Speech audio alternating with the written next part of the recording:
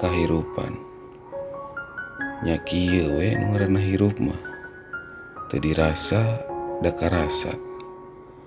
Nu aya nu saukur rasa bener jeung salah, tapi da ngaranna ge kahirupan.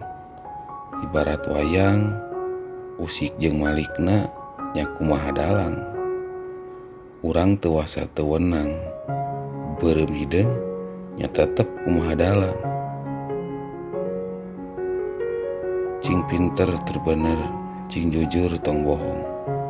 Omat ulah sekali-kali nyerikeun hate batur, ngarah hirup loba dulur. Rasa, ucap, lampah, tekad jeung tabeat, ngarah pinaji bagja, salamat dunia jeung akhirat. Kudu soleh jadi jelema mah, kudu bisa ngaji karena diri sorangan. Ulah ngagugu nafsu, lobakeun eling kanu maha kuasa. Tah kitu ti kolot mah.